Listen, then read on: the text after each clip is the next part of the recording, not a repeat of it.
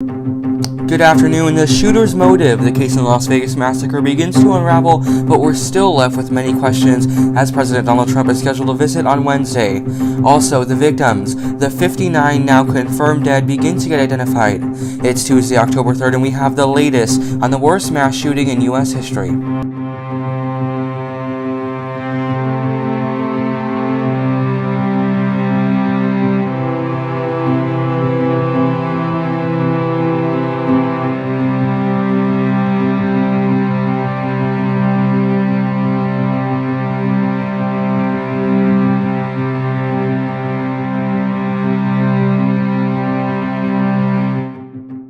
59 were killed late Sunday night when a gunman opened fire at a Las Vegas concert. Jason Aldean had recently taken the stage as a gunman perched on the 32nd floor of the Mandalay Bay Hotel and Casino in Las Vegas began shooting at the crowd of concert goers below. An estimated 22,000 people were gathered at the Route 91 Harvest Festival in Las Vegas, Nevada to enjoy performers such as Sam Hunt and Jason Aldean. Today, we'll learn more about the suspect. 64-year-old Mesquite, Nevada resident Stephen Paddock was a retiree.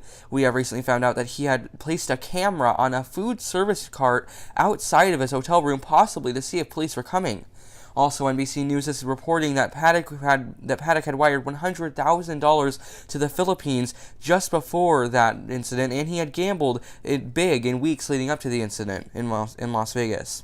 He was an avid gambler who has purchased multiple weapons legally. However, what officers found in his hotel room and his home were partially illegal. After the gunman shot himself, and as soon as officers pinpointed where the shots were coming from, they stormed room 135 to find 23 weapons. Some of them were even modified to be fully automatic. He also had rounds of ammunition ready. Now, in his Mesquite, Nevada home, where shocking discoveries were found again. Multiple explosives as well as 19 more guns were found. Some news agencies say that the Islamic State said that he was one of their warriors. However, his motive has not been completely verified yet. Back in Las Vegas, though, a vigil was held last night for the victims. Some of the victims included couples, off-duty officers, and more. One victim has been confirmed as being a Cameron Park resident. Cameron Park is just 52 miles north of Stockton. Now, last night in the Las Vegas Strip, usually filled with noise and lights, went dark and went quiet to remember the loss. The Eiffel Tower was one of the attractions that went dark to remember the victims in Paris. Display boards along the Strip displayed numerous numbers to search for victims and words of condolences for those lost. Even a prominent water fountain was turned off for the night. The owners, however, did say that they would turn it on today to show that the act of violence will not shut them down. Also, flags were ordered to be at half-mast. The festival itself issued a statement today saying in part, quote, "Our deepest sympathies go out to the injured and the deceased and their loved ones." It continued on to say, quote, "We will not let hate win over love.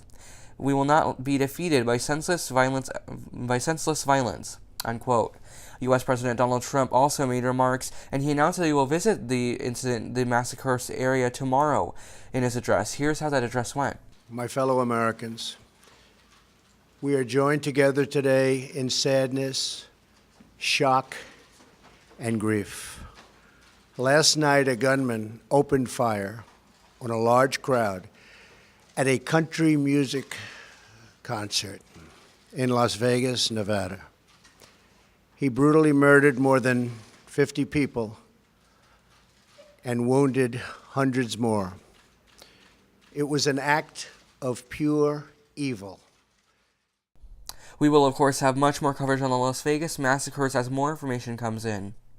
Let's switch gears now to our local news. A 17-year-old Stocktonian has been confirmed dead. During midday on Saturday, a Stockton family was reporting their teen missing while police officers were investigating a shooting that sent one to the hospital in the same area that the teen went missing simultaneously. Felix Cummings, a 17-year-old, was confirmed as a one-person dead. Cummings' mother says that the other person who was shot is familiar with the family and was taking Felix to steal marijuana. Now, a 14-year-old was shot in Stockton yesterday. He is said to be in critical condition. It happened at about 3:30 on the 100th block of Scotts Avenue. We don't know much more information on this yet. However, we will bring you updates as they become available. Thanks for watching this special SCW News Digest. I'll see you again tomorrow.